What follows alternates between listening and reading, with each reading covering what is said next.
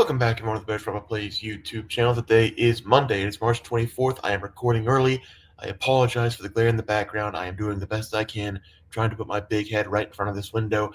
But I'm going early on a Sunday afternoon. We have a couple games that are finished. I didn't update the leaderboard besides last night. We got a 3-0 sweep with the Bucks giving us that money line win against the Kings, but the Cavaliers have already wrapped it up. Domination. Absolute domination. Didn't look great in the first quarter. It was like a 3 or 4 point game, but Cavaliers minus 14.5. They shut Utah Jazz out in the third quarter, out in the fourth quarter. I think they scored like 90 points total, and the Cavaliers got a much needed win to get themselves back on track. We have the Nuggets and the Rockets under 226.5 tonight. Jamison Battle is playing, hasn't started yet. Probably going to come off the bench, but 2.5 threes at plus 127. Juicy.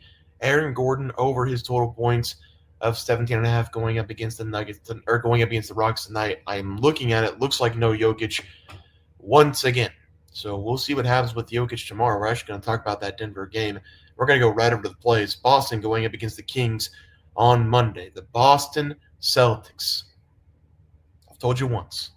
I've told you twice. And I'll tell you a third time. I don't really trust them. They're 51-19. They have the best roster in the NBA. I think hands down the best roster in the NBA this season. You can debate all you want with the Cavaliers, but starting five for Boston is pretty damn good. Bench is really picking it up. Peyton Pritchard off the bench, one of the best players off the bench, maybe sixth man of the year. This team has now been able to win 9 of the last 10, and I'm going to take them against the spread going up against Sacramento. Sacramento has been falling off a cliff over the last 15 games. They've lost 7 of the last 9 that they've played in, picking up 2 wins against the Grizzlies and the Cavaliers.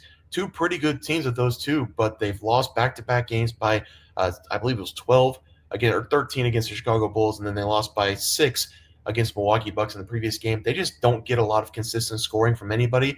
Malik Monk can get you 30-plus points, but he's either going to get you 30 or 6. Same exact thing with Zach LaVine. Thought Zach LaVine would have a good day going up against Chicago. The exact opposite. Former team put up like 4 points. So this team can't be trusted.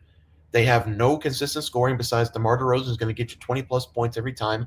Boston Celtics should be able to go in there, take care of business. Probably going to be a double-digit point spread. I'm fine with that. I'm going to take Boston against the spread as the first play of the day. Second play, a juicy game. I think the Bulls could potentially be live in this one, depending on if Nikola Jokic does not play or not.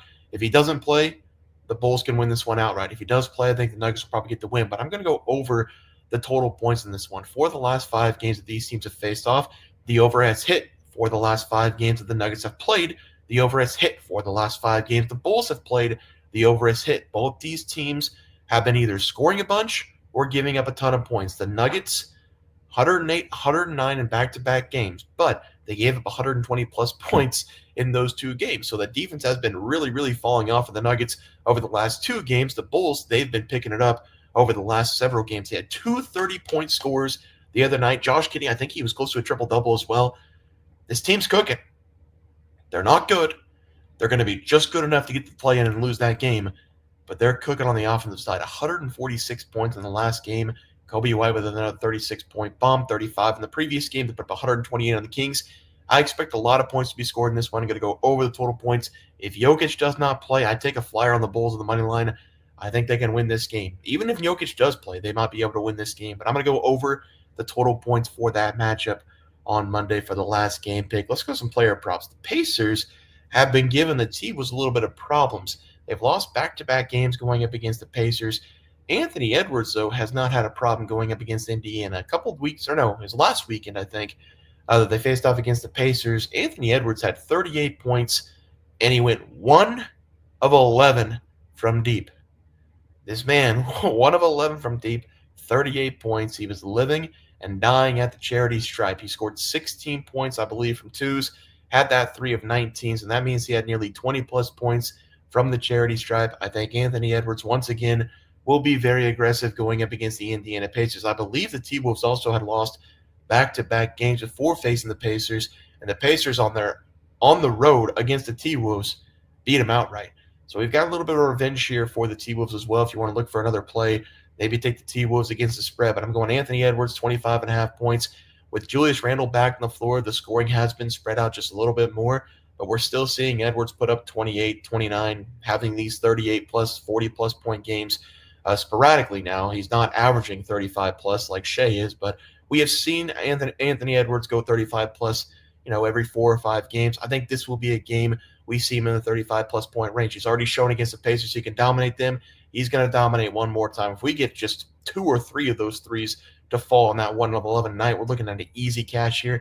26, 27, 25 and a half for the first player prop of the day. Second player prop of the day, a guy who hasn't been talked about a lot, a guy whose career could have went in a completely different direction, could have been a big piece on a championship team if he didn't go to the Nets. Cameron Johnson over the total threes going up against the Mavericks. Cameron Johnson's really the only guy fighting right now for this Brooklyn Nets team. They just keep losing and losing and losing and losing.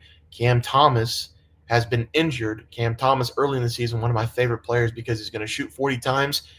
He's either going to score 60 or score 0, but the one thing you can count on Cam Thomas, he's going to be shooting the ball. Same thing with Cameron Johnson, except he's not as selfish. He takes about 15 to 20 shots a game, and most of the time he's knocking down a lot of threes. 3 threes in the last game going up against Indiana. This one against the Mavericks have not been playing good defense, mainly because of the injuries. I'm not going to say anything bad about the Mavericks. They know what they did. They messed up that trade horribly. Anthony Davis, of course, we all knew he was going to get hurt. Apparently, nobody in that organization for the Mavericks thought Anthony Davis was going to get hurt. He's out for the year. They had several big guys still out in this game. I do not think the Mavericks will be able to defend whatsoever.